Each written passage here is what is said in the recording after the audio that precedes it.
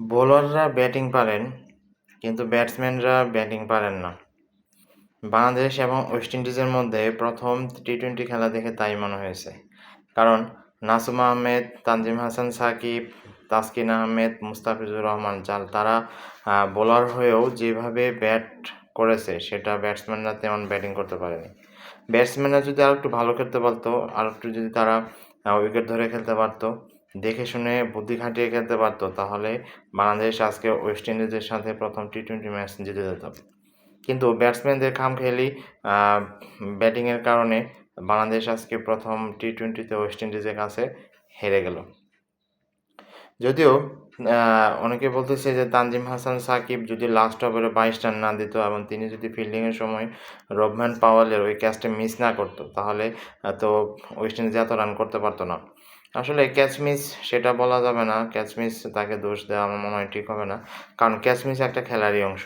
কোনো প্লেয়ারই ইচ্ছা করে ক্যাচ মিস করে না। হয়তো কোনো কারণে অথবা অনিচ্ছাকৃতভাবেই তার ক্যাচটি মিস হয়ে গেছে।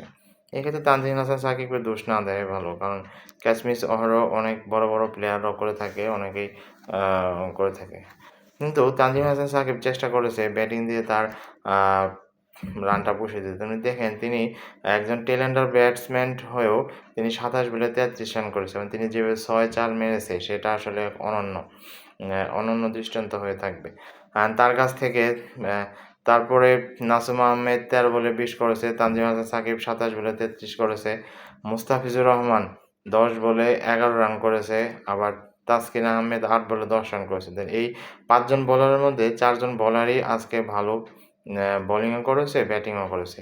আপনি ৫ জন বোলারের মধ্যে রিশাদ হোসেন যেমন আজকে দলে কোনো প্রভাব ফেলতে পারেনি। কোনো দলের জন্য কোনো গুরুত্বপূর্ণ কোনো কিছু কাজ করতে পারেনি। কিন্তু তিনি তবুও তো চেষ্টা করেছেন।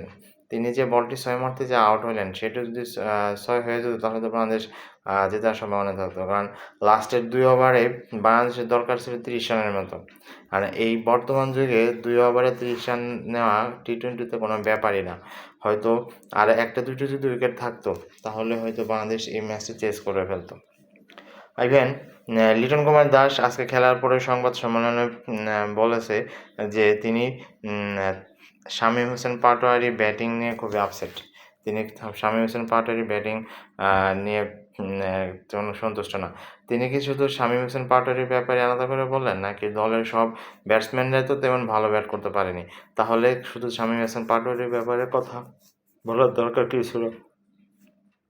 কারণ এর আগেও লিটন কুমার দাস বিভিন্ন কথাবার্তা বলে সংবাদ সম্মেলনে আলোচনা হয়েছিল বিভিন্ন প্লেয়ারদের নিয়ে। এবারও এই শামীম হোসেন পাটোয়ারির কথা বলে আমার মনে হয় তিনি এক আলোচনার জন্ম দিলেন। কারণ কোনো ব্যাটসম্যানরা তো তেমন ভালো করতে পারেনি। একমাত্র বোলাররা ছাড়া। বোলাররা আজকে ব্যাটসম্যান হিসেবে দায়িত্ব পালন করেছেন এবং আমার মনে হয় তানজিম হাসান সাকিব যদি আর কয়েক বল থাকতে পারতো, তাহলে তিনি ৪-৬ মেরে বাংলাদেশকে জিতিয়ে মাঠ ছাড়তো। কিন্তু যাই হোক, বাংলাদেশের হাতে করার কিছু নাই। বাংলাদেশ তো আজকে হেরে গেল।